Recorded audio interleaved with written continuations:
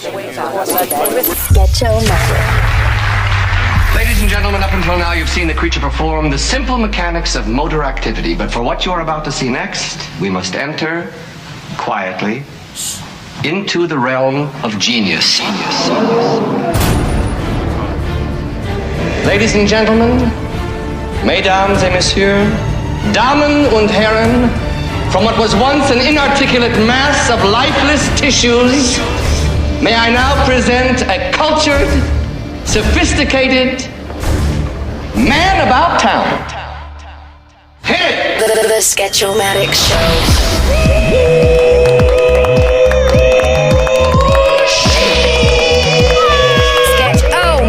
That's right, the Sketch-O Show podcast back again for the second episode of 2023. Yeah! I'm your host, Sketch-O-Matic. Sketch-O-Matic! At the helm with another special guest I'm very excited about. She's a millennial. Wow. Let's just put it out there right now. She's a millennial. I don't know which version of the millennial she is. I know that there's Zillennials, there's these Lennials, those Lennials. I'm just going to say from now on, I'm changing it to just Lennials. They're like my little Lennies. She's a little Lenny of mine. She's a little friend of mine, and she works at iHeartMedia alongside me. Even though I don't really see her, she's always busy, ensconced in her work, and she does a fantastic job. Her title is so technical and so fancy, so sleek, that I'm going to let her tell it herself, because she said it to me prior to me recording this podcast, and there's no way. I'm going to butcher it. But before I get into that, let me remind you that the Sketch-O Show podcast is changing a little bit. As before, I stated in the first episode with Vic 1 of this year, episode 20, saying that the Sketch-O Show is going to change, with the walk-ups and then the re-walk-ups and the intro and then another walk. It's too much. It's enough. So I'm going back to just regular. We're just going to walk up a little bit and then jump right into the interview. Bam. Okay? Enough of the overproduced. It takes a long time, okay? Guys, I'm getting old. I just turned 45. I got my Hurricane and my blue blockers. Also, speaking of the changes, for me, it's going to be changing to once or twice a month for new episodes for the podcast, because again, I'm overwhelmed with work. I'm trying to make ends meet, and because I do this for free, it's a lot of work, and I want to give each episode the attention it deserves. So therefore, I have to spread them out a little bit more. I know you understand, and I thank you for being here. Okay, without further ado, the Sketch-O Show podcast welcomes its featured guest from iHeartMedia Los Angeles. Wow. All the way from Yorba Linda, California, Southern Cali, and one half of the BusyBabes Podcast. Oh my God. Sydney Nowak! What's up? You were on such a roll. I was like, yes, Yorba Linda. I was nodding. You didn't see it, but I was like, I'm not going to interrupt you. It's so good to have you on the podcast, Miss Sydney. I mean, let me just start off the bat by saying you're one of the reasons I got into podcasting, because you were an inspiration to me. And I think I've mentioned this to you before over email when we first, because I did the intro for your podcast, the BusyBabes Podcast. Yes, right? you did.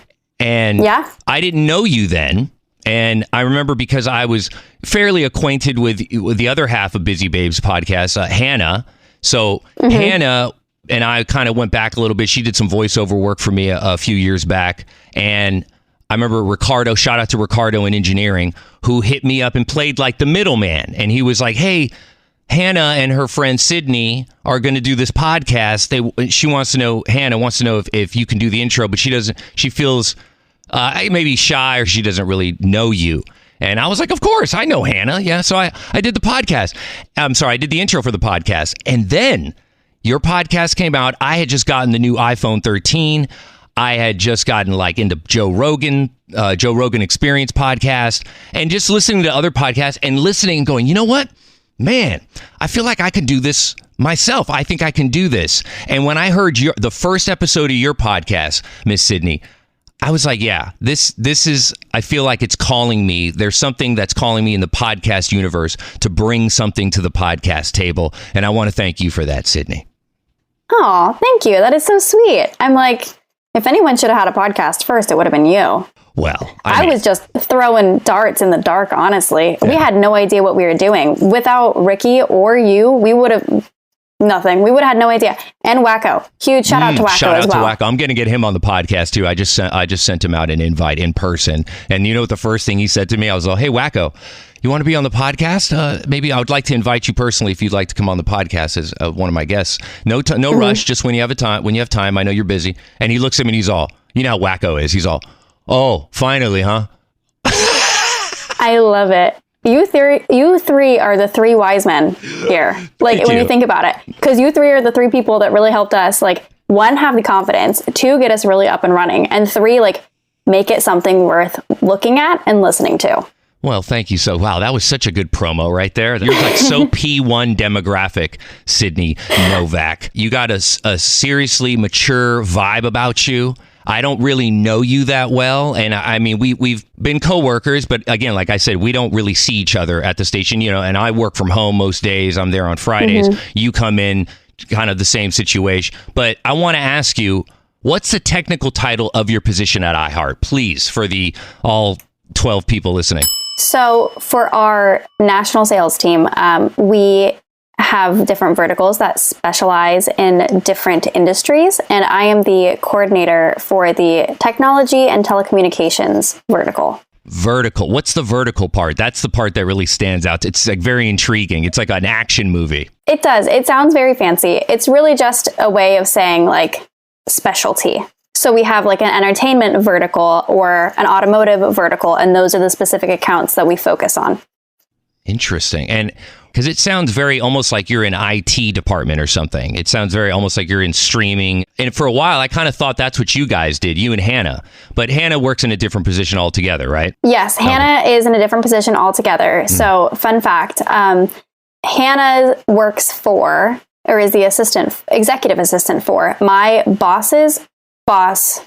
His boss. Whoa. Wow. It's a lot of bosses right there up the chain. I know. I have to think about it, like how high up the chain, but he's like top dog of our division. Yeah. So Hannah kind of works for top dog here. That's right. So it makes Hannah like a top dog.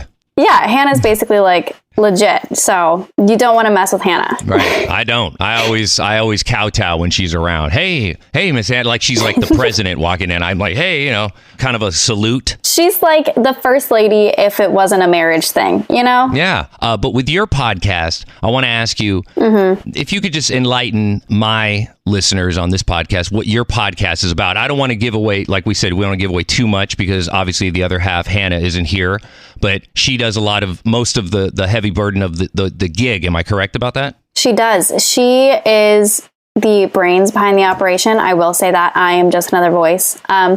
She is the one that was thinking like we should do a podcast. It would be so fun. She has like a broadcast journalism background. So this is something that she's been interested in for like ever and ever.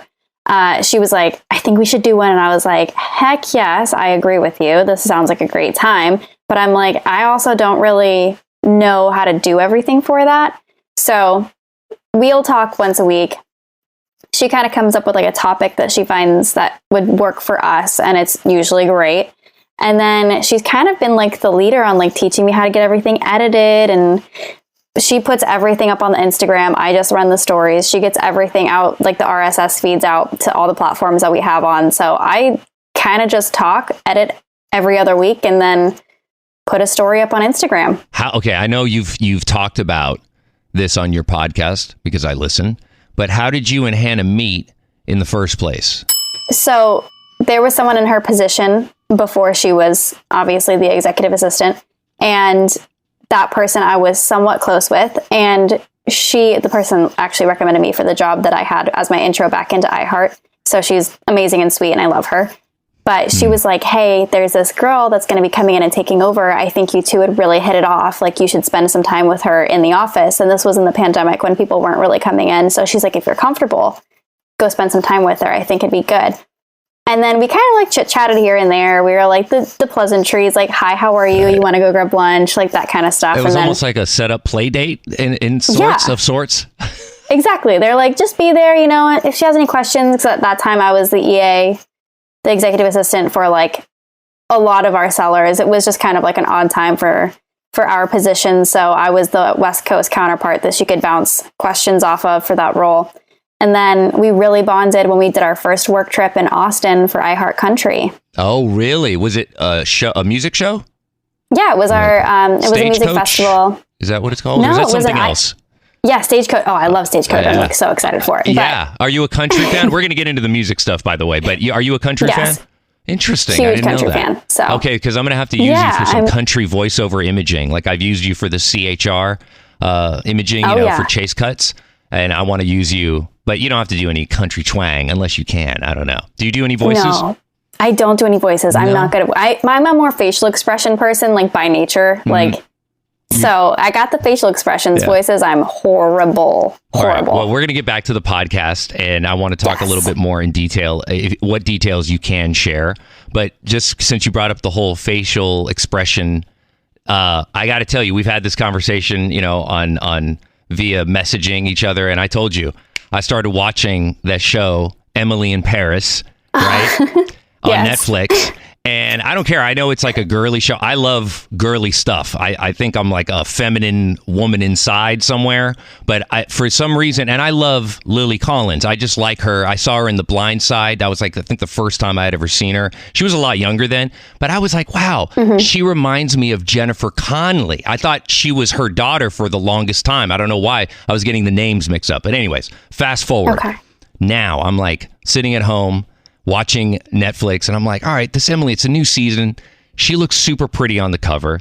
And in a lot of ways, she reminded me of you. And just from the cover, I was like, she reminds me of Sydney. So I turned it on, and immediately it was like this almost like, it's like they were like watching you, and they were like, let's do this show about this girl, but we'll call her Emily. And really, it's Sydney, because there's like the mannerisms, even when she's like, I'm Emily, and I'm so excited to be here. For those of you who haven't met me, I'm Emily Cooper, and I'm so excited to be here in Paris. Like, it's so you. Okay. You know what I mean? It's so you. I was like, Sydney Collins. I've contently re-nicknamed you Sydney Collins. I'm so excited to be here. I like it. And actually, after you said that, and you had told me like, oh, I think that you remind me of her. Yeah.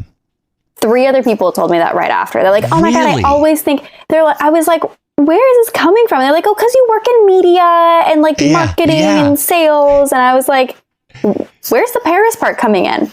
You're going to love this. Go ahead. There's an account that I'm helping with, and they're based in Spain. Get out of here. Have you been out there before? Have you been to Paris?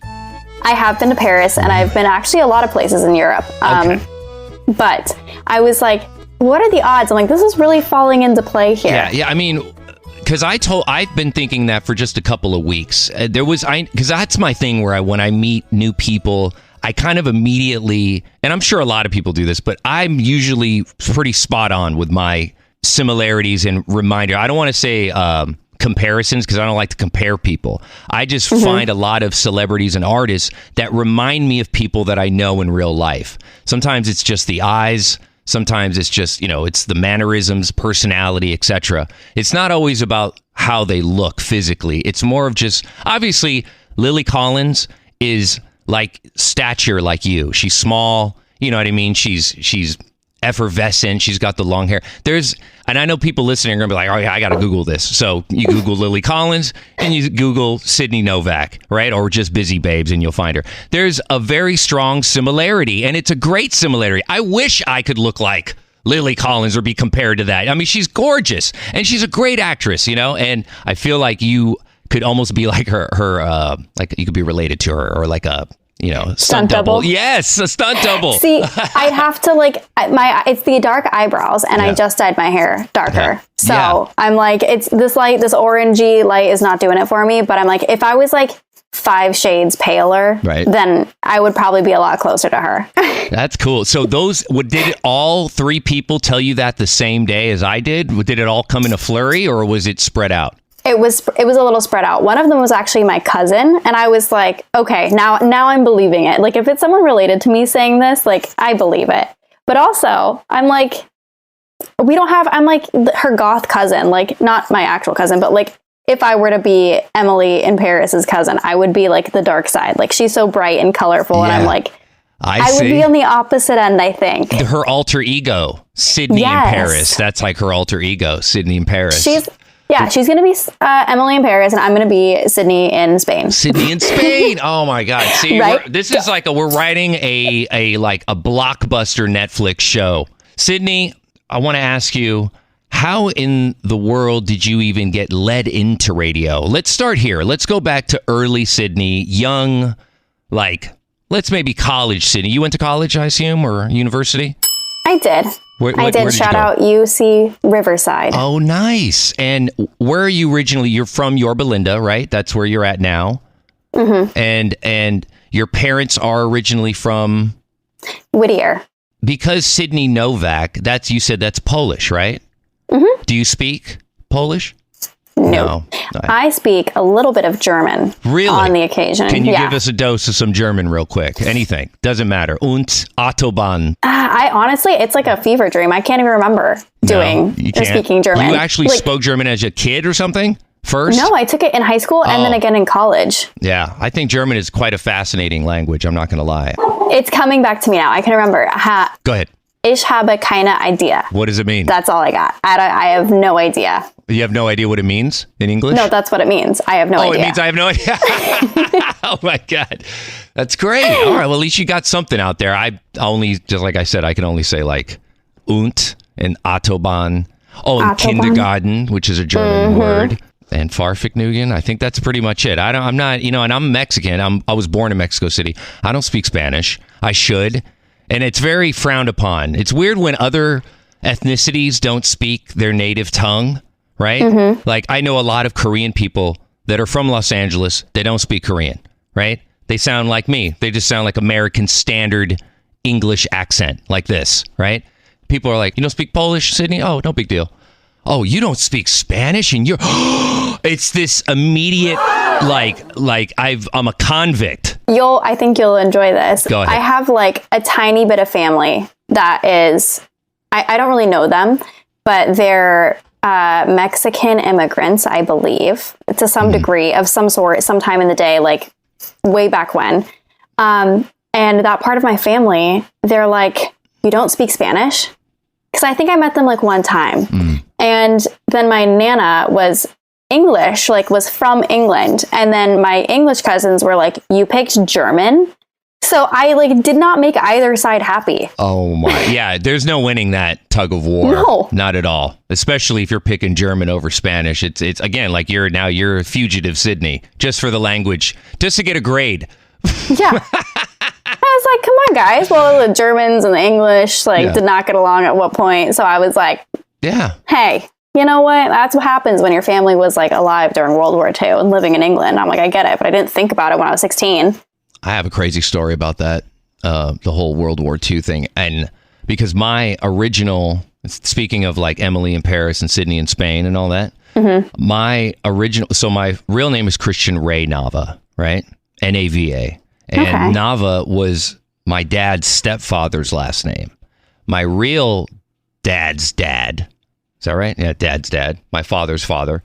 His last name was Bellato, which is Italian. So he was Italian, full Italian, came over from Italy, I think because of World War II. It was just popping off, right? And he saw it coming, so he left and went to Mexico City, where he met my grandmother on my dad's side.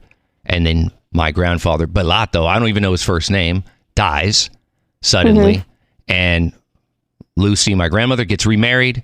Nava, they take his last name. So it's a bizarre story, just the whole World War II thing, how it almost played into my very existence, which is always fascinating to me. I've never done 23andMe, even though now would be the year to do it, 2023 and me. I mean, I don't know what they're sleeping. They're sleeping on a $1 billion campaign right there. It's fantastic. But have you ever done that? Have you gone through the DNA things and checked your history? No, I mean, I want to, just because I'm I have, I said, I'm Polish, but that comes from my grandpa's side, and my grandma's Irish, and then my Nana was from England, and then my real grandpa, so I don't really know my real grandpa. He's the one that has the Hispanic side. So I don't really know how, when, much of a story. I'm pretty sure he was in our army at some sort of military at some point, and that's how he met my Nana in England, and then they came over. I'm like, wild? I would love to like know my history. It's so crazy thinking about how all the sequence of events that had to take place in order for you and I just to be sitting here right now having this podcast. It's just fucking crazy. And I think, you said you're 25, correct? Yes. Okay. And I just turned 45. And the older you get, as cliche as it sounds, because I know when I was 25, I think I had it all figured out. Not saying you have that mentality, because I don't think you do. I think you're an older soul and you've been here before, but that's a whole entirely different story. For me, boys, they mature later, and girls, they're just, they're faster, mature beings than men. I think personally, I was raised by women, but when I was 25, I just thought I had it all figured out as far as being a man, being a person, and just being like comfortable in my own skin.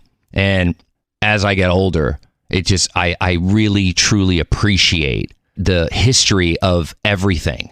You know what I mean? Like how how the Zoom algorithm is able to connect us seamlessly. We're able to record at home and edit and put out our own content through our phone. It's crazy. It's insane. It's like we're living in the future, and you're 25. When you're my age, how much more advanced stuff is going to be, where it brings me to this. It's like, I think we're on our way to be able to relive some of those memories through some other type of algorithm of our ancestors and whatnot, right? Have you thought about that? I have.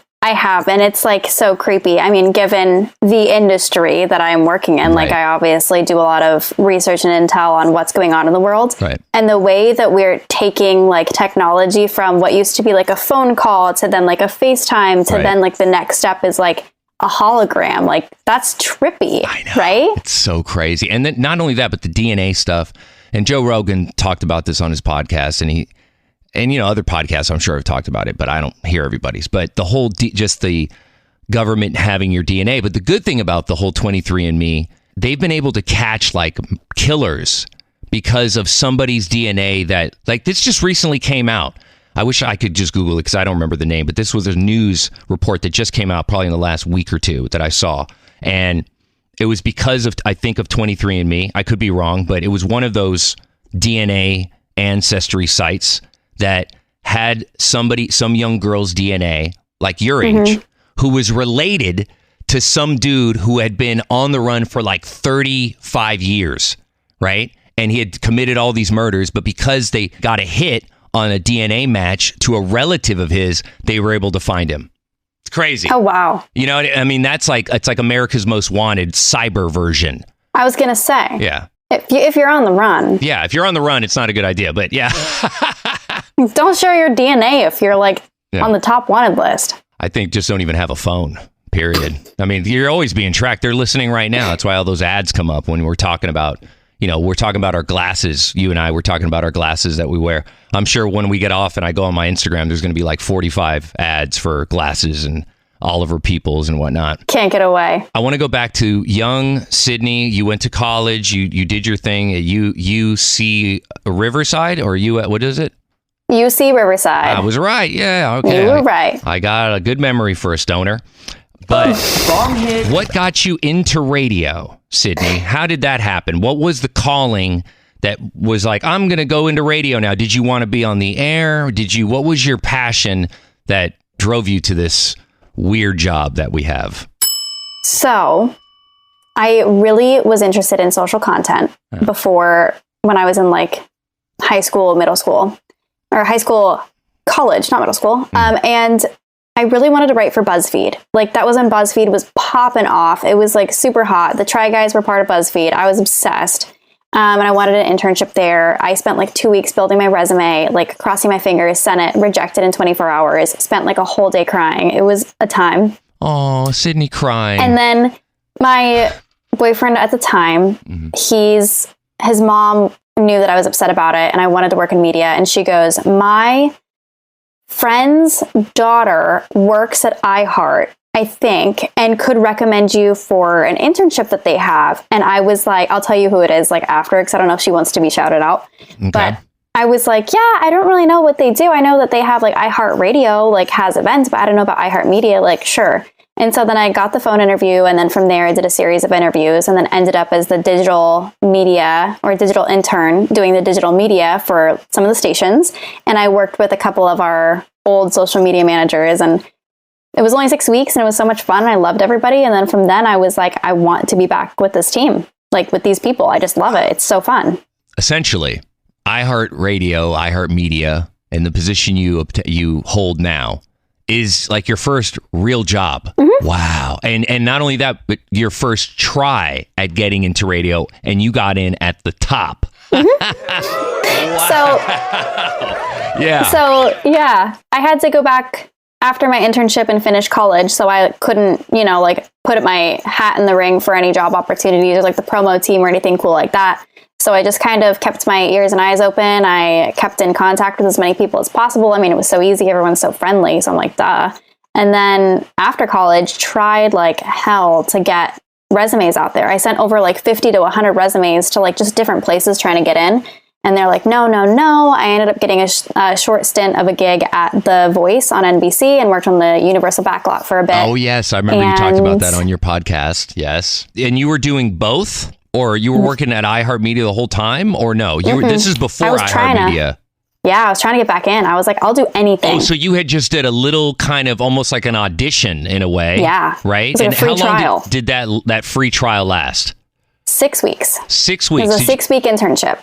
And you were, by then, it's almost like you're getting attached to like a foster dog or something like that. Then you have to let it go, right?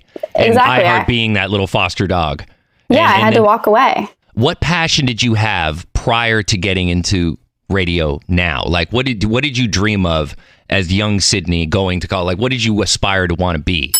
Well, middle school Sydney before phones came out was magazines. And then... Oh, but you said BuzzFeed, right? Mm-hmm. And then... before that? It was magazines. I wanted to write for Cosmopolitan. Really? I wanted to write and be a content person. And then phones came out and I was like, digital's the way. We got to go digital. And so I did social content. Like I had my blog and I was like, I want to do BuzzFeed. How old were you when the phone came out? When iPhone came out? I want to say like 11. Oh my God, that's great. Because it was 2007. That's when the first iPhone dropped. Then I think that's like right in line. Wow. And did your parents let you get an iPhone right away, or they were very like reluctant? Because, but then again, it wasn't like the Wild West like how it is now with all the apps and TikTok and all the craziness.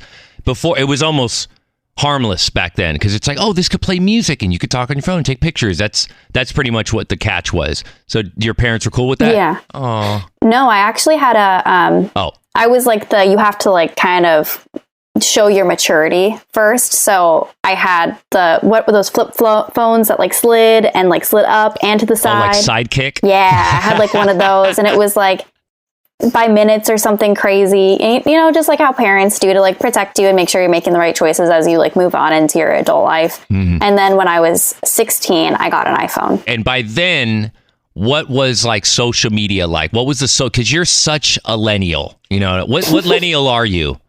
By the way, do you know? I don't know. I feel like I'm a cross. Like I'm stuck in the middle is where I feel. Mm-hmm. Like I'm not quite, what is it, Gen Z? Right. You're Zillennial? Yeah, I think I'm a Zillennial. You're the youngest version of the Millennials, right? Or is there a younger version than the Zillennial? Why-lennial? I don't know. I've Googled it and I was like, I don't know where I land. I give up. Yeah, it's bizarre. That's why I just shortened it to Lenny's. You're my little Lenny's now. Yeah, that's fine. That's it. I think it's a great name. I think I'm going to start something with that. It's going to be trending soon. Okay. That's perfect. So you get your first phone, you start going into social and social content. Instagram is already out and about. Fast forward into the transition of passion to go, man, this is my calling. Did you know it then at 16? I don't know. If I'm going to be honest, I feel like I'm still in the midst of figuring out what my calling is. You're already doing is it like a programming promotional side of iHeartMedia?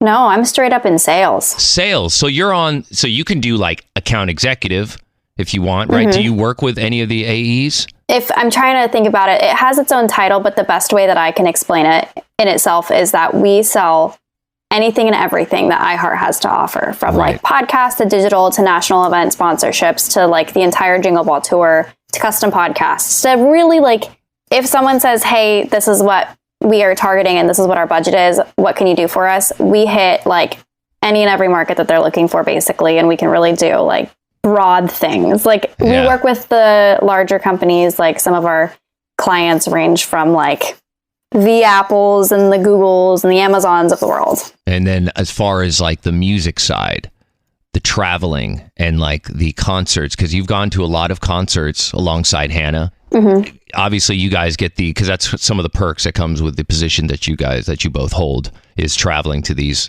massive events and these massive concerts and whatnot. You actually have to work these venues. It's not you're just going as a fan, right? Correct. And I will say that is actually not baked into my traditional job. That is something that I ask to do through networking. Right. I know a lot of people, even producers on some of the AM shows, like my friend Eric Sklar.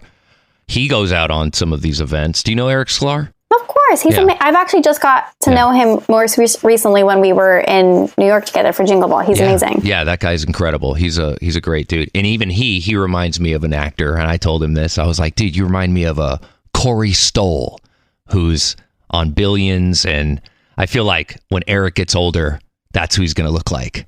But anyways, besides the point. See, this is how quick my mind goes. As soon as I saw him all, dude, Corey Stoll, immediately. You got to Google him. You'll know what I'm talking about. I was going to say, I feel bad. I don't know who this person is. It's all right. He's been in Ant-Man and stuff like that. He was in part 2 of Ant-Man, I believe, back in the day. And he's in, like I said, Billions. He's in a couple other things. I can't remember, but he's a good actor. He's like a really handsome actor. You know what I mean? And he reminds me of Sklar. Like he could be his uncle or something. It's bizarre. Just like you, Sydney Collins. I'm Emily Cooper, and I'm so excited to be here. But in regards to the venues, or not the venues, going out to the events, it's a lot of work, right? It's not like you're just there backstage. What do you have to do when you go work these events for iHeart? So what I do now, because I've worn a couple different hats in those spaces, but what I do now is I work with the artist camps when they come in for if they're performing or if they're just doing some promotional stuff or if they're going to be presenting something on stage. We'll get them from basically point A to B to C to back to their dressing room. So we take them to all of their media stops that they need to hit backstage as long as it's all approved. And we just kind of make sure that everything flows smoothly backstage to make sure that everything runs on time if we're doing any live broadcasts or anything cool like that there's no hiccups.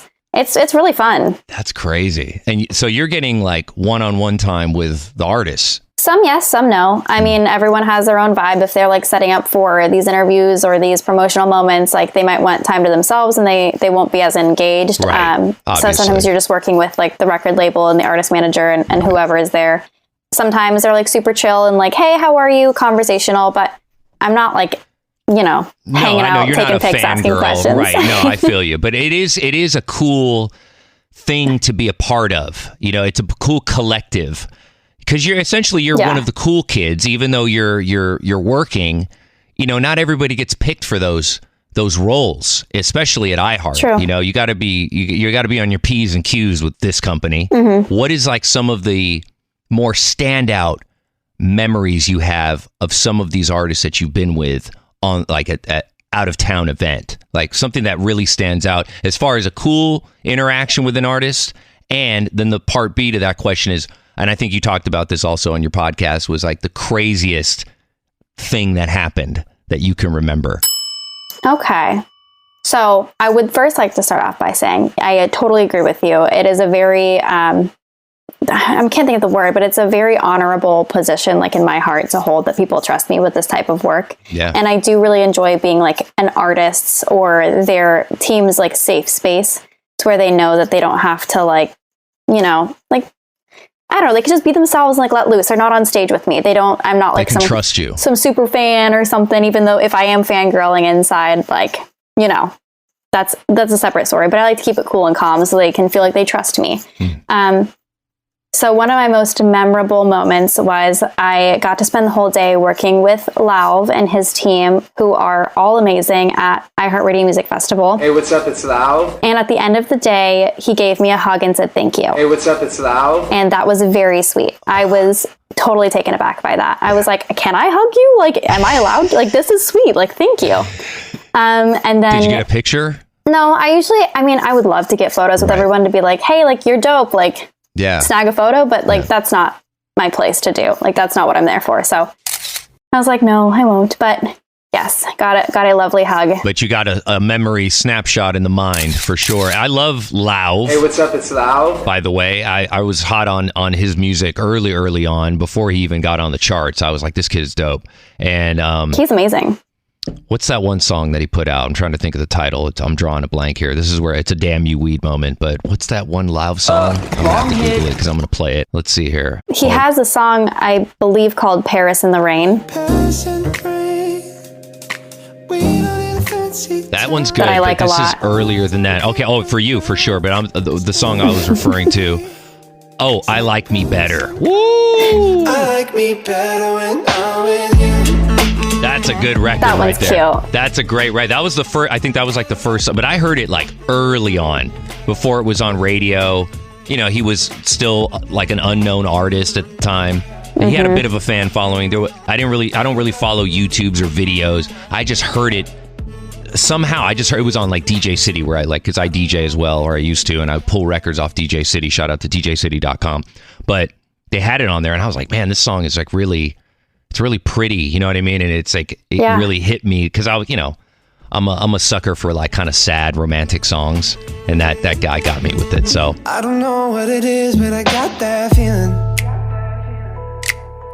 Waking up in this bed next to you, swear the room, yeah, got no ceiling. Sydney, I got to tell you, you are so articulate for being this young. And I mean, listen, I'm a very big proponent, as you well know.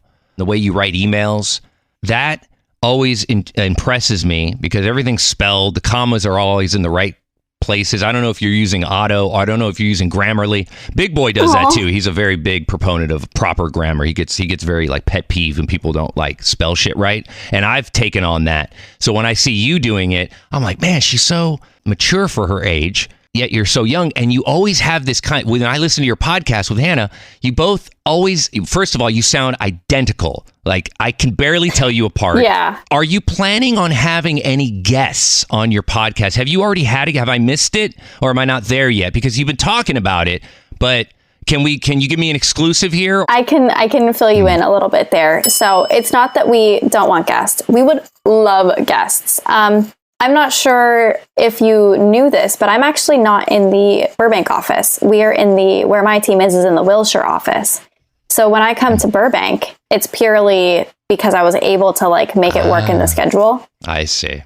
So we haven't been able to figure out how to get a third person like set up. And we're looking to move to like a more like once a month cadence and kind of, get our episodes in, like kind of like maybe block some out. And just like, okay, we'll do one for the first half of the month and then one with a guest. And that way we have like better ability to be with the people that we want to have interviewed. And it's a better interaction all around. So we're working on that cadence for 2023. I like how you said cadence in a sentence. I mean, that's fantastic. She said cadence. Like, I'm like, what is she talking about? What is the cadence reference? What does that mean? It's like how we're going to set it up moving forward. Like that's going to be I thought you were going to say like a centralized location for the podcast, meaning somewhere easier accessible to you and to her. Because I don't know what city Hannah lives in, but I know you're in Yorba Linda, which is far. It's far from where Burbank iHeartMedia is. I live across the street from the station. I walk to work. I'm very fortunate in that regard, but I had to make a lot of sacrifices in order to live in this shoebox I live in right now. Even though it's in a primo location, it's an arm, a leg, a toe, another finger, all bundled together. It's every month. I'm just going to be a little nub left over. When you do have a guest, I mean, I would be honored if I could be a guest on your podcast at some point. I don't know if Hannah will feel good about that. We would love it. I feel like we could just chop it up. I'd love to chop it up with both of you. I kind of want to do that. Is that weird? Am I inviting myself on your show? Is that wrong? You're not inviting yourself on that show. Are you kidding me? You helped us make our show. Okay, I just want to make sure. I don't want to overstep my boundaries. No, our podcast is essentially like a lifestyle meets business talk when we can talk about certain things that have to do with business, just because in the positions that we're both in, we can't exactly give details all the time or, drop names here and there. So we try to keep it very like overall general business advice or how we learn to navigate the corporate world, because like, especially for some young girls, it can be kind of daunting and tricky if you're not like ingrained in the system already. So I feel you. Yeah, Sydney, we'd like love to have different input from different areas that can be more in depth and detailed and tell us exactly what they do and what they like and don't like about it. Sydney, you're so professional. I don't know. Maybe it's just because you're so young and I see such a young human being and all these. It's crazy. I don't know. I'm stupid. I don't know anything. I'm an idiot. No, far from. I'm good at the production, but everything else is a giant question mark. I'll tell you that much. Yeah, I was gonna say, I think it's my inner sales side showing, but yeah. I mean, I never thought I'd end up in sales, going back to like the job situation. There we go. Ding. Yep. Ding. I took one of the jobs that I knew that I would do well in or hope that I would do well in to get my foot back in the door at iHeart, and ended up really, really liking it. Oh, this is one thing I want to quickly digress into, and then we'll go back to podcasting in the general sense of business. Is I've only heard one curse word on your podcast, and that was shit. And I really wish you both cursed more. Sketch. Is that wrong to say? Go ahead. I cuss all the time. I hate to break it to you. You do? I do it. Can you literally all the time? It is not a good habit. Please curse on this podcast. Please curse on this podcast. It doesn't have to be an F-bomb, but please a little bit, because you're like Disney clean, Sydney. I know. And even they said shit on Disney Plus on the new Star Wars Andor series. I heard them say shit, which, by the way, was the first shit ever in any Star Wars ever. And if they do it, come on, Sydney. I'll work on it. I'll have to let it like somewhat seep out. Like I'm like, so like, you can't, when you're in front of a mic, when you're in front of people, you can't be dropping the cuss words. It's not professional. I'm telling you, Sydney in Paris. I'm so excited to be here, and I don't curse. I'm Emily Cooper, and I'm so excited to be here in Paris. It's great. Okay. We got to go back to what was the craziest thing that happened at the iHeart Festival, or one of the iHeart Festivals that you work. You said one of the greatest moments, or the memorable moments, with Lauv, and then we got into the Lauv thing. Hey, what's up? It's Lauv. Let's rewind, go back to that real quick. Wildest thing, which I think you also talked about on your podcast, BusyBabes. If you want to check it out, it's on Spotify and Apple and iHeart, right? It's on iHeartRadio app or wherever you get your podcasts. Look at you selling it like you just did a little adlet right now. I did. I thought about it. I was like, I've been waiting for this moment. So iHeart Festival. Yeah, iHeart Festival. What was it? Go ahead. I can't remember what I talked about on the podcast, but there was my very first time getting the experience to work with artists. And I was like overly helpful and overly excited. Like, what can I do? What do you need? And I was working with Diplo, who is incredible, amazing, so cool. I was like, what a dope guy. Like, team, so chill. Everyone's like a vibe. I'm like, great. This is Diplo? So, a vibe. Another one, right? Everyone's there. a vibe. Yeah. So there was this cool social stop where they were like throwing money, like fake money, and it was just like money was raining down around them. It was a photo. It was amazing, super cool. All these special effects. There was like a new like container of money that was like saran wrapped, and he was trying to open it up. And in opening it up, I was standing like right next to him, like, what do you need? What do you need? You know? Yeah. Too excited. And he goes, someone should get a video of this. And I was like, me? Like, do you want me to take your phone and take a, like, I was like, me? Just genuinely confused. And he goes like, no, my videographer, who was legit right behind me. Oh. I was like, I'm going to leave. And then I also ended up walking down the red carpet with him on accident because they were like, just go with him. Just go. And I was like, I don't know what's going on. And so like, I'm like dodging cameras. Like, did you end up on any like photos that got posted, like from like TMZ or whatever, like outlet? No, I was terrified that was going to be the case. It was like my first time, and the person working the carpet was like, you can walk like alongside them. Like, that's fine. Like, go. Yeah. But I didn't feel right being there because I was just standing there, and I was like, thank God that nobody like got me. That was like your first red carpet? Yes. Wow. With Diplo. And how did Diplo feel about you strolling alongside him on the red carpet? This is Diplo? I don't know, but he was really sweet. Yeah. He was so kind. And you kind of feel like you're part of his entourage at that point, right? Oh, I mean, yes and no. I mean, they're in a very different space than I am. So like mentally, I'm like, I am here to help you. Like, do your thing. Mm-hmm. And I've thankfully so far with everyone I've worked with have been fortunate enough to only have great stories. I'm like, knock on wood. Yeah, no, everyone's been great. Got some knock on wood right here. I'll put a sound effect in. Yeah, exactly. We're going to get to the drink, the wines of choice. I was a Stella Artois guy myself, but I drank like way too many of those things. It was like an everyday thing just to feel normal. I know you're very young, but there's a movie called Leaving Las Vegas with Nicolas Cage. Ooh. That was like the level I was at drinking. You're a young guy. It's none of my business. But if you could see what I see, you wouldn't be doing this to yourself. If it ever comes on TV, watch it. And you'll go, Sketch was not in a good place at that time. But that was a long time ago. I'm a million miles away from that guy. Well, good. And I'm glad because I never felt more normal, meaning when I wake up, I don't feel like shit the next day. And that was new to me because I was so used to waking up having to reach for another drink. That's how bad it was, Sydney. It was terrible. And I wish it on nobody. It's like hair of the dog. Yeah, but this wasn't. I was like literally clipping the hair off the dog, all of it, every day. And nothing is worse than alcohol hangover. No drug can match it. Not one. Maybe I've never done heroin, never smoked crack, but I've done everything else. And I've had the worst. I thought I was going to die. Like for sure. It's like I'm headed to the upper room, Sydney. It's going down. Oh no. From alcohol, not everything else.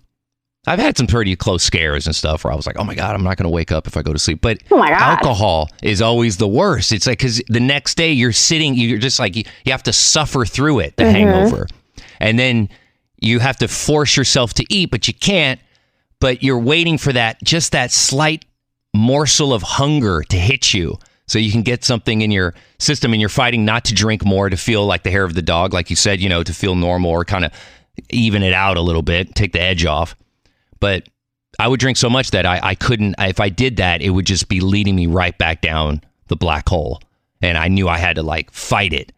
So anyway, sorry, I didn't mean to jump into my alcoholic past and stuff, but yeah, it's something that I feel like I wish it on nobody. And I really strongly advise people to like, don't drink that much. Yeah. You know what I mean? Like, it's cool to get drunk and have fun, but don't let it become where you have to drink in order to feel normal, like me, like Nicolas Cage and Leaving Las Vegas. Like, that's the level of addiction that I never thought I would be. But, alcoholism kind of runs in my family. Not kind of, it does run in my family.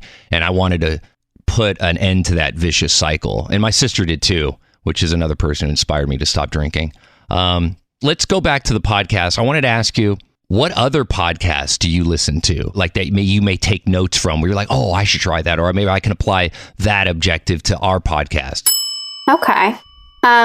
I was going to say, I've only known this version of you, and this version of you is very full of life. So I'm very thankful to know you, thank you. In this, what seems like a healthier version of you.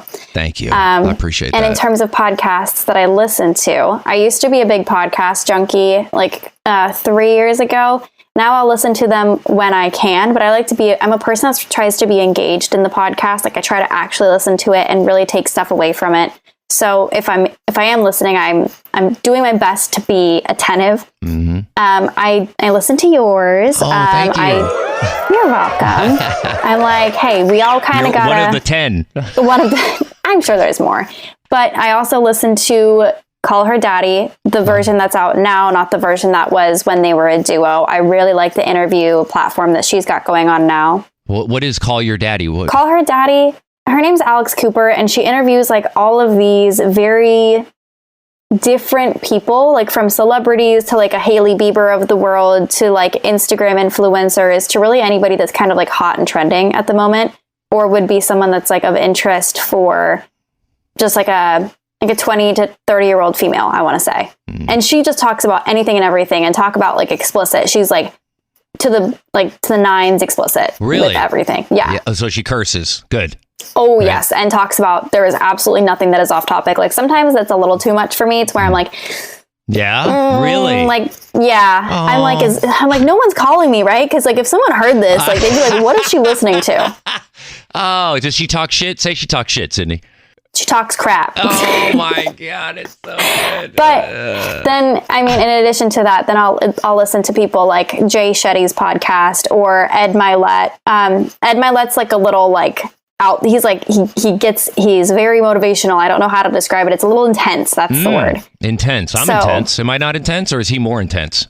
He's like really intense. Like bodybuilder intense, but also like tosses in a lot of his own faith beliefs and stuff like that. It's just like he has like my family, we all watch like Supercross and stuff, and to me he has the voice of the announcer of Supercross, and it's like this very like deep growly like Sydney monster Nowak. energy. So yeah, what are we going to talk about today? Like it's that? like so intense. So whenever I send his podcast to people, I'm like, hey, like just fair warning, it's a little weird. It's That's cool though. At least you have your little catalog, your playlist of podcasts that you choose from and you check out. Podcasting is such a cool thing that exists now. I'm sure BusyBabes has a far reach, the BusyBabes podcast, because you go through Anchor by Spotify. I go through Anchor by Spotify. Is that correct? We have Anchor and we have Spreaker. Ooh, double dipping RSS feeds. That's what I'm talking about. Yes, because Spreaker is iHeart. I think it has ties with iHeart. It does. It has an RSS, but you have to pay for Spreaker. That's the thing. That's why I don't go through the iHeart Radio app, because I'm only going through. I'm like, dude, it's for free. It's fine. You know, I'm not making any money. I run one little ad that I get paid a penny for before my podcast begins, and I think I'm up to like $15 now. You know, so I'm making a little, but that's not what I'm in it for. I'm doing it for the love, just like you both are with Hannah. You know, Hannah and Sid podcast. You're doing it for the love, and the reach part. Like I had when I did my 2022 year-end wrap-up review, I went on my Anchor analytics, which I love, and you can see city by city percentages of who's listening. And that's cool. I had to reach all the way out to India and Sweden and Australia and the UK and Canada, which I think it was just Tessa listening because she was on the podcast. But still, I'm like, this is crazy reach. These are places I know I'm never going to visit in my life. Well, I shouldn't say never, but I'm pretty fucking sure I'm never going to fly out and visit India. I don't have the money to travel. It's crazy expensive.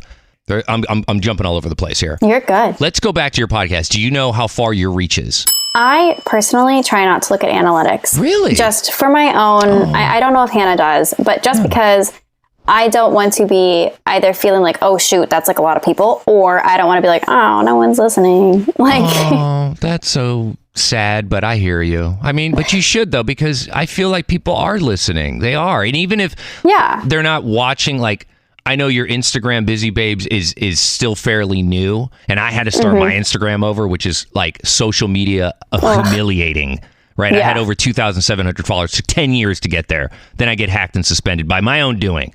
But that's on a whole different podcast. I already explained that a million times. But having to start over, and then I realized, and I listened to my friend Jay Magic and Jizzo podcast. Is called This Could Get Me Fired podcast. They're also iHeart employees up in Fresno, right? They have a great name. This Could Get Me Fired podcast with John Magic and Young Jizzo. Shout out to Jay Magic and Young Jizzo from Fresno. But their podcast, I remember there was one of the early podcasts that I listened to. I wasn't really into podcasts at all, Sydney, like never got into it. But as I listened to different podcasts, I heard them say it's not really about, like I'm referring to John Magic and Young Jizzo. They said it's not really about the likes on Instagram, right? And this will bring me to the analytics point, is that on social media, it's more about, like, I don't know if you have a professional account set up on your IG, but I have mine, right? You have yours too, right? Yes. And that gives you the insight too of insight tools, analytics. And what I like is even though I don't get that many likes, and I only have 220 some followers now, right? Just because I'm reestablishing my orbit of followers. But out of just those 220 something, I see more people that don't follow me that seen my posts.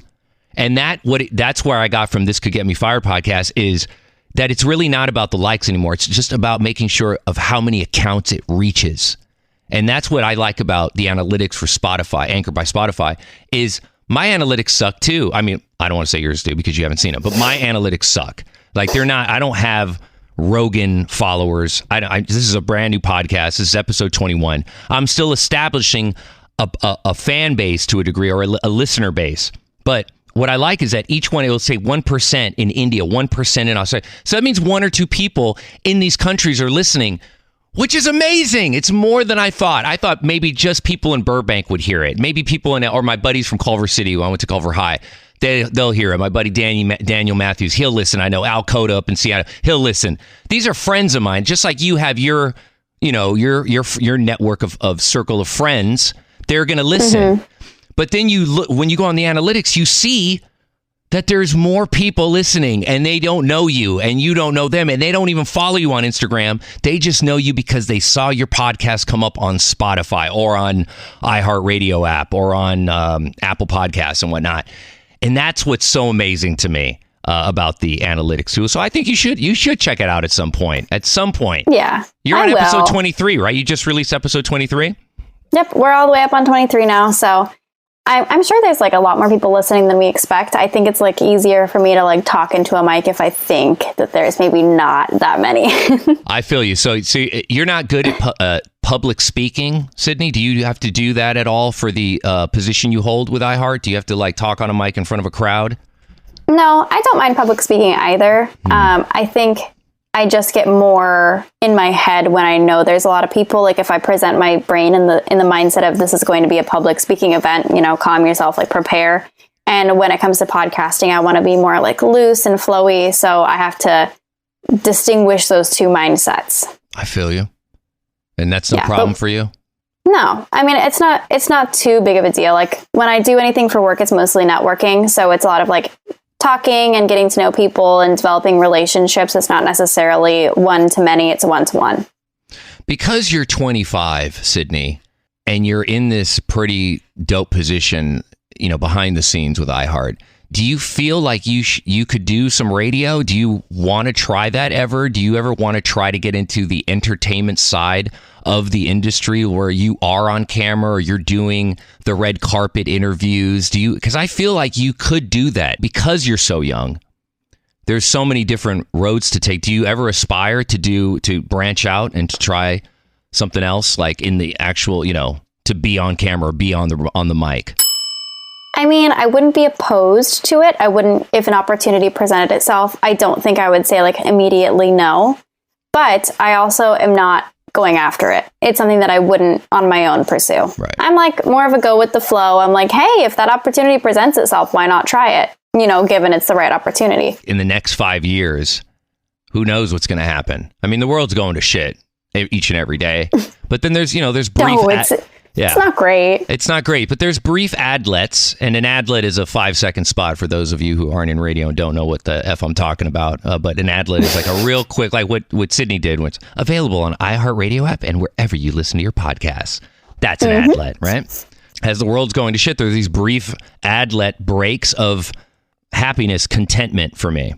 I have a very stressful job, but it's not too stressful. It's stress I can handle. Right? Mm-hmm. Every job comes with its cross to bear, no matter what industry you're in. You have to deal with somebody's bullshit. You have to report to somebody. You have to do this. You have to do that, unless you're at the top. But in this position you're in, with the stress that it brings, what kind of stress does the position you have, or the anxiety, does it bring you any? And be real about this. I mean, it's not a knock on the position, right? But working in Los Angeles radio market is not easy, no matter what position you're in the radio. It doesn't mean on the air, but being involved in, especially at iHeart, they really make you work for the money, right? And that's a good thing. But sometimes it becomes overbearing, and it becomes like, I feel like I'm having a panic attack, or I get anxiety attacks, or maybe it's just too much caffeine. What kind of anxiety do you experience, and how do you deal with it? That's a really good question. And finally, I was going to say, please. I mean, it's making me think, like, as you speak, because I'm like, man, like, what times do I really get stressed out? And I'm not going to have a super optimistic answer, although I want to. Like, that's just like at the forefront of my brain. I'm like, be optimistic because it's great. But I do think that it's one of those scenarios where the job that I'm doing and my personality really fall in line very well. Like I'm not really complacent when it comes to anything. So I'm always looking for like, what's coming up, how do I prepare? And that's always how I've been, which kind of falls really well with like what my tasks are daily, weekly, monthly.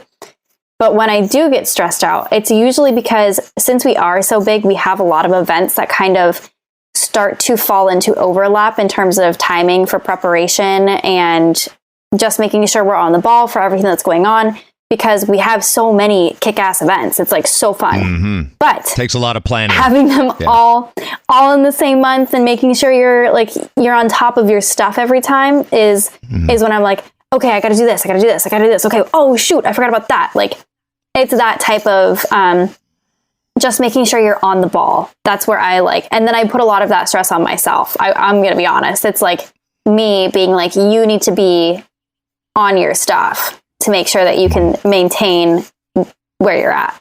It's almost like you're trying to outwork yourself. Yeah, that's a really good way of putting it. It's like you want to make sure that you're not the reason something doesn't go right. Yeah, the disappointment that I get when I mess something up. It's not even people who, like my uppers, my managers that get mad. It's me. I'm the one who gets the most upset at myself. And I beat myself up like a comic bombing on stage. Every comic has to bomb no matter who they are. Right? It's par for the course in the comedy realm. I'm not a comedian, even though I'd want to try it, but I'm afraid of bombing. I'm a funny looking guy and I'm funny in the moment, but telling jokes to a completely packed room full of strangers is a whole different arena of being funny. But in radio, when I mess something up, I really beat myself up. Do you beat yourself up over things that you mess up? Or do you kind of just brush it off and chalk it up to the school of experience, as Big Boy always says? I try not to beat myself up, but people that know me well would say that I definitely do beat myself up. It's not so much that I'm like, oh man, I'm like mad at myself. I just internalize it and I think about the ways that I could have done it differently. And then I'm like saddened that I didn't do it differently, but I'm not exactly like angry with myself. It's really interesting. Like, man, just that feeling as an emotion. See, I don't know if you can, do you have any anger issues? Because I've actually saw a therapist during the pandemic. I don't go to therapy. I've always wanted to. It's just expensive, and I know they offer it through iHeart, but it's just, I want to find my own, and I want to pay for it. But it's expensive. But it's good to lift up the mental hood, meaning the hood of your brain, and look inside psychologically and get like a better understanding of what's going on in there. What's the pre-programmed wiring at work, right? And I was raised, I'm Mexican. My dad and mom, they'd argue a lot and stuff like that as I grew up. So in a way, when I would deal with anger, I would blow up kind of like my parents do, right?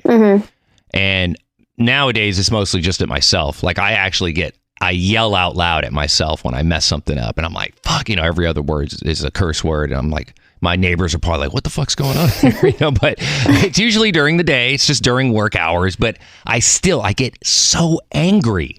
And really, for what? I look back and I'm like, it's not that fucking serious. Yeah. It's a commercial, man. Or it's, you forgot to put the sound effect, that one sound effect of the dog barking in the promo. And I forget, but I act like everybody else is going to notice. And nobody notices. Nobody even really cares. They don't listen like I listen or like you listen, because we work in radio. We listen with both ears. The general public, otherwise known as laymen who aren't in the radio industry, when they listen to the radio, they're only listening with one ear, meaning like they're doing other things. They're on their phone. They got their kids in the back of the car. They're on their computers. They're just listening. It's atmosphere. Yeah. But when I make a mistake, I get so angry. Do you ever blow up? Because I feel like you don't get angry. Do you get angry, Sydney? Yeah, I would say it's not so much anger, it's frustration. My own personal thoughts on like a lot of people's mental state over the last 2 years is that we've been far too isolated for far too long. And a lot of people, I'm very fortunate enough to live in the OC where we have an abundance of open space. So I could take a lot of walks. It was actually a very like mentally refreshing time being able to have that independence and like ability to go outside and take those breathers versus like working in an office.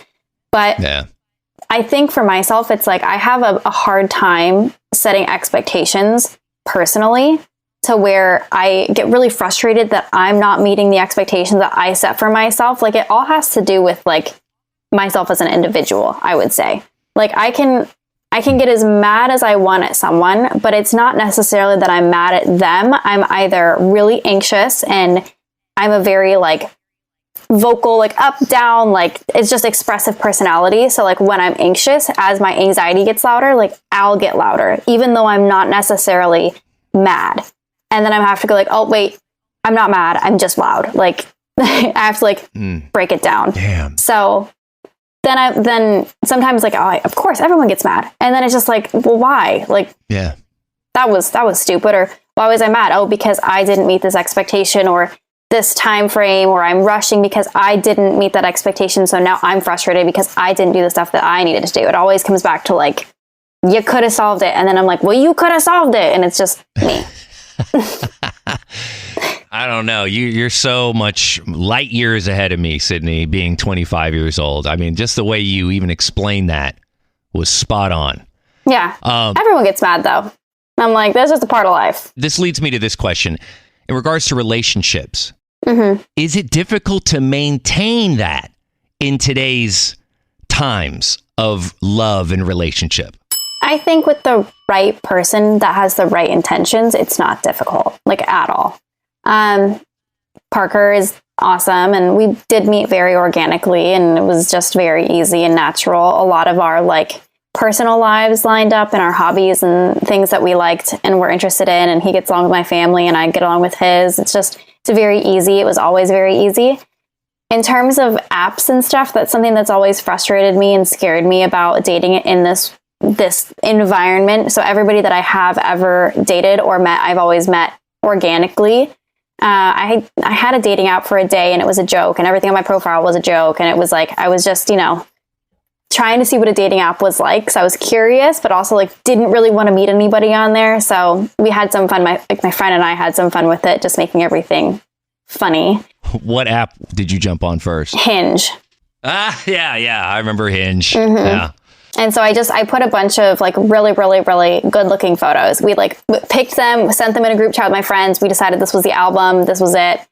And then I put like Borat quotes. But did you actually go on dates No. at all? No, not at all. You didn't respond to anybody? I'm sure you got hit up like crazy. I responded to some people, and they're like, oh, funny, I like it. And I was like, oh, great. Because like that's not like 100% my personality, but like we'll go with it. I mean, it's like a threat immediately. I can't imagine being a female on a dating app, because I would be scared to open any message, because the first thing that's going to pop up most of the time is a D pic.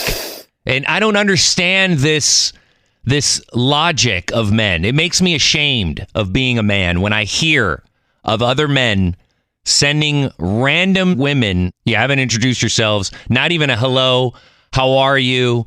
Oh, I see you're out in Toluca Lake, I'm over in Granada Hill. Like, it's never just a casual, like if you met somebody organically in a bar, you wouldn't walk up to them and just whip out your D. You wouldn't if you did that, you'd be arrested. That's why there's security guards. Like, why on earth? It's never worked. I remember we talked about this with Kristen Lamone. It's never worked in human history. Since the beginning of man, whipping out, since pictures on phones were invented, it's never worked. Not one time have I ever heard a story like, I sent her a D pic and we hooked up. Never. And it never will happen. I hope not.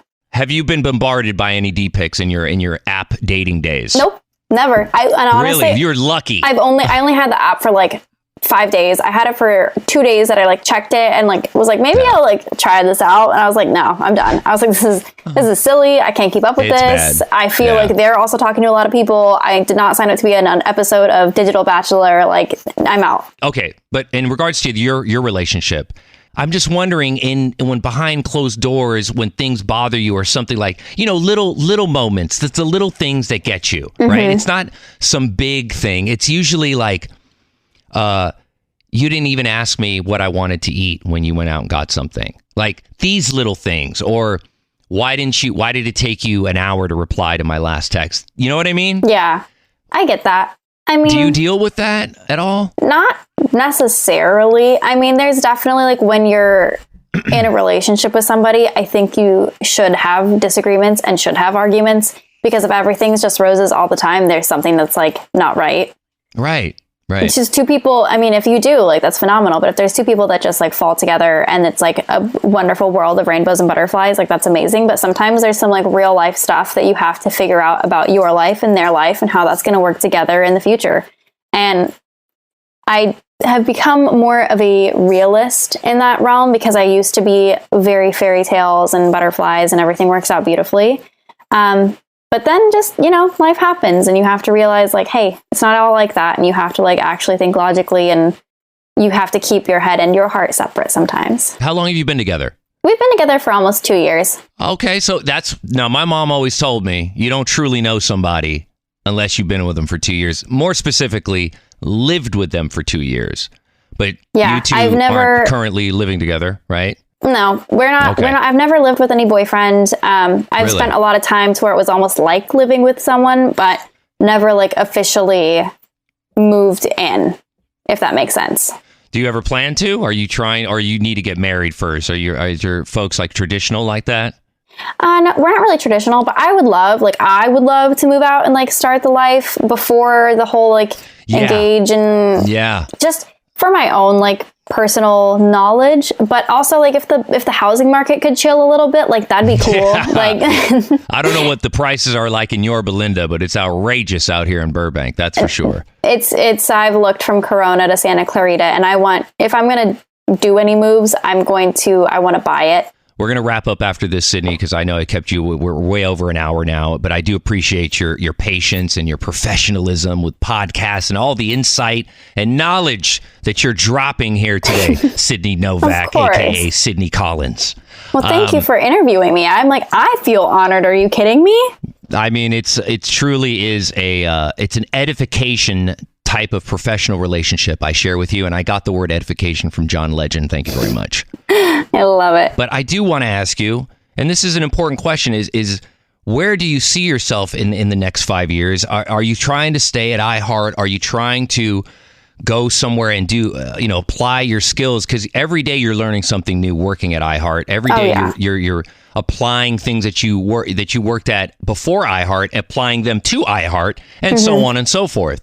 But where are we going? Where's the end game, Miss Sydney? Where are we headed? That's a good question. And am I going with you? All right, so you can come with me, yes, because I hope that I'm still at iHeart. Okay.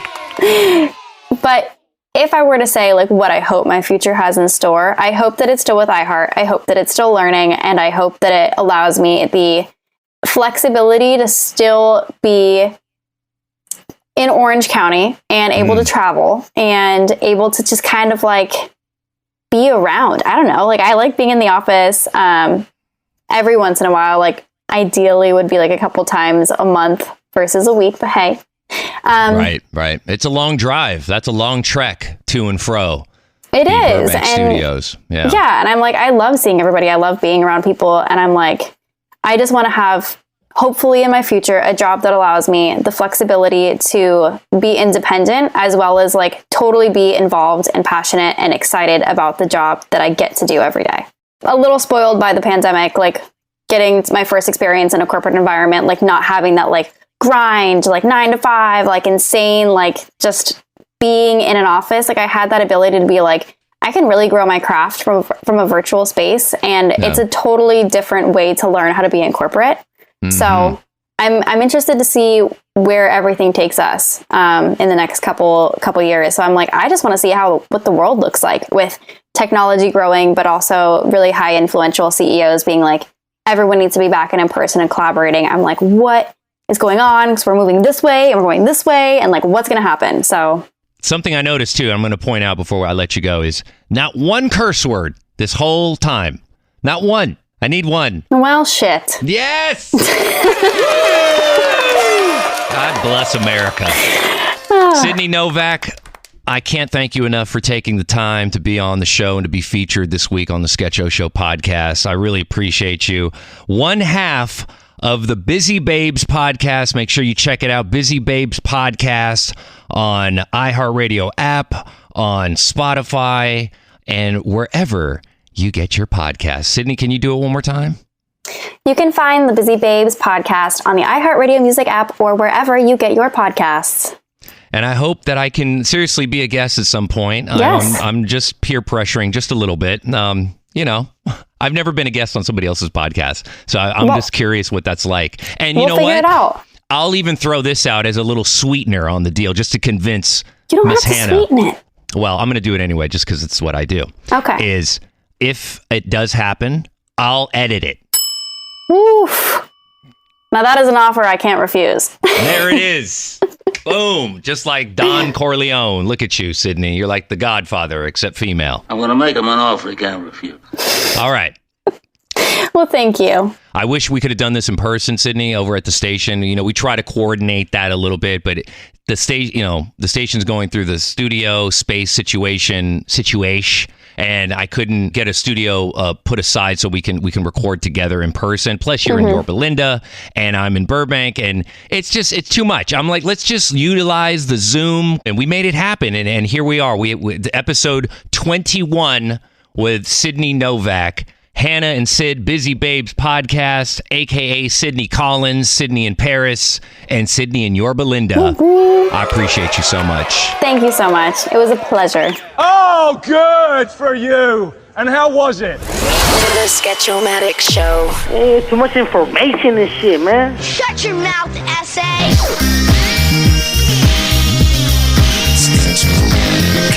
Okay, bye. I'm Emily Cooper, and I'm so excited to be here in Paris. Well, shit.